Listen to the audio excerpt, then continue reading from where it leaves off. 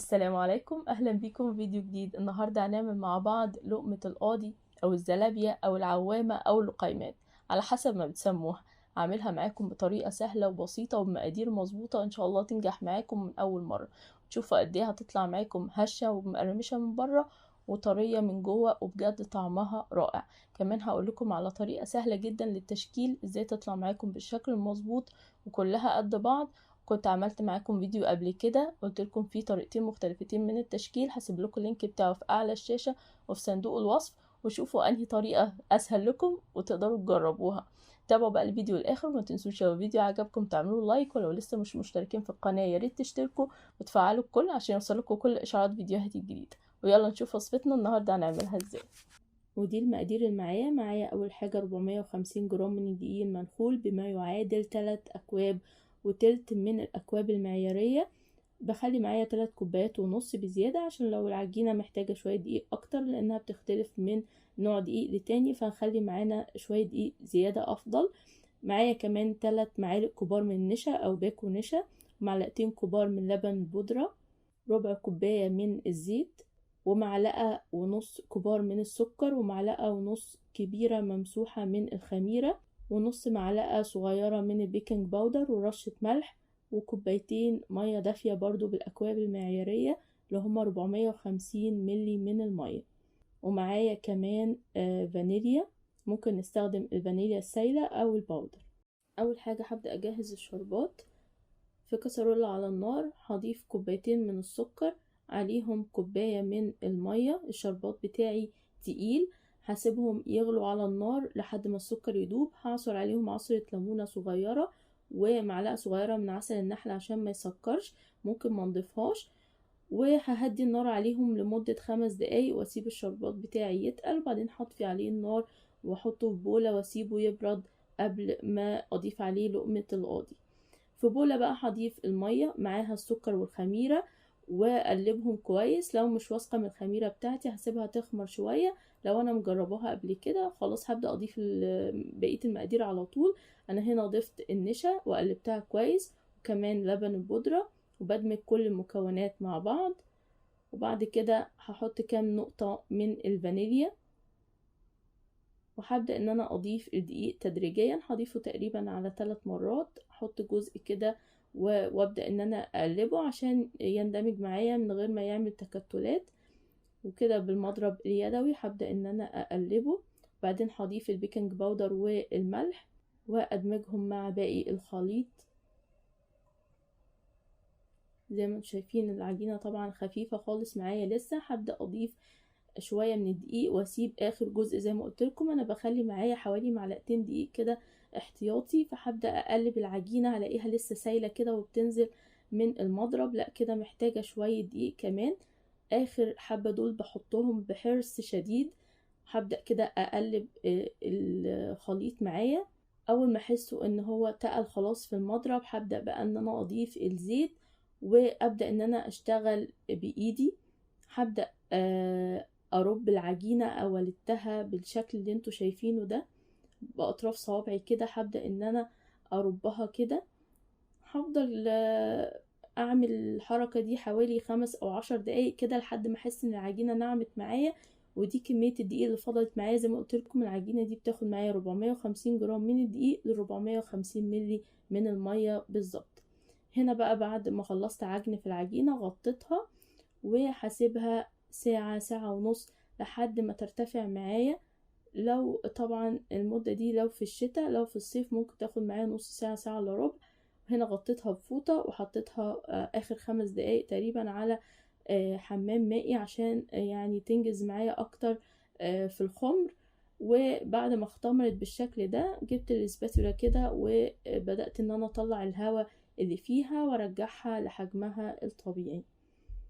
طبعا ما ينفعش نقليها خالص وهي خمرانة، ولازم طول ما انا بشكلها على النار ابدأ ان انا افضي الهواء اللي فيها عشان لا قدر الله ما يعملش معايا فقاعات وممكن تفرقع معايا. هنا حطيت زيت غزير على النار ومعايا العجينة بتاعتي وشوية من الزيت في كده في طبق صغير. ودي كده المعلقة المعيارية الصغيرة هبدأ استخدمها النهاردة في التشكيل. بحطها في الزيت وابدأ اخد كده جزء جزء من العجينة. انا بملى نصها تقريبا، بيبقى كده الحجم مناسب جدا. لو مليناها هتبقى حجم لقمة القاضي كبيرة قوي. وبيكون الزيت سخن بس درجة حرارته متوسطة. نخلي بالنا ان احنا كل شوية نوطي عليه. لو حسينا ان هو سخن قوي ممكن ان احنا نطفيه خالص، نسيبه يهدى شوية بعدين نشغل عليه النار تاني.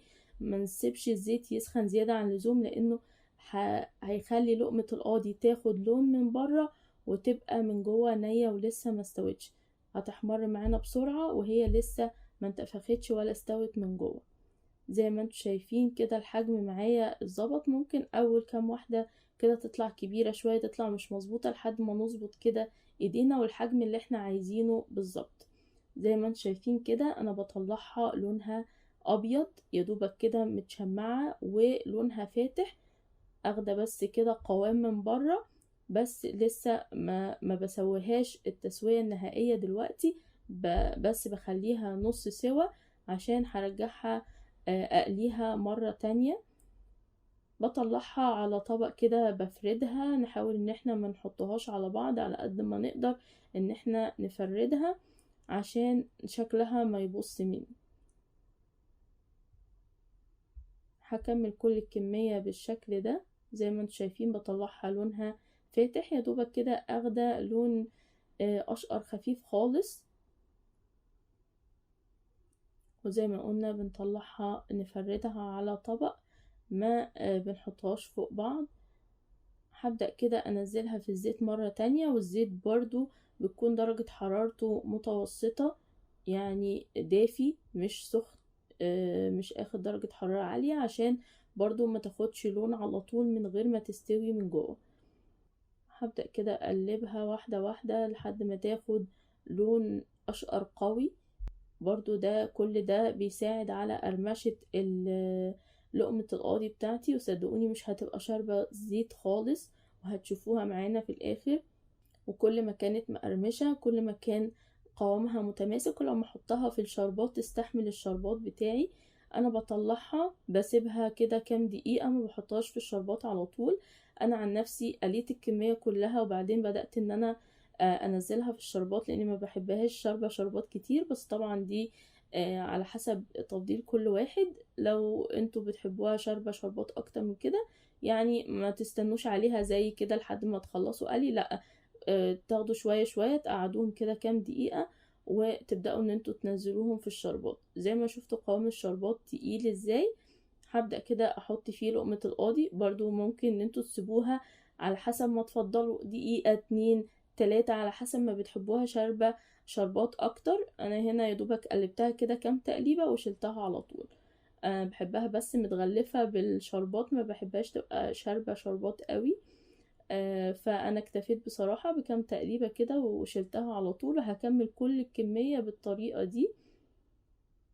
هتشوفوها معايا كده زي ما انتم شايفين شكلها حلو قوي وقوامها متماسك وناشفة مستحملة الشربات وشكلها ما تغيرش معايا زي ما انتم شايفين كده. وبجد طعمها رائع ومش مسكرة خالص. هنشوفها برضو من جوه قد ايه هي طرية، يعني مقرمشة من بره وطرية من جوه كده ومفرغة.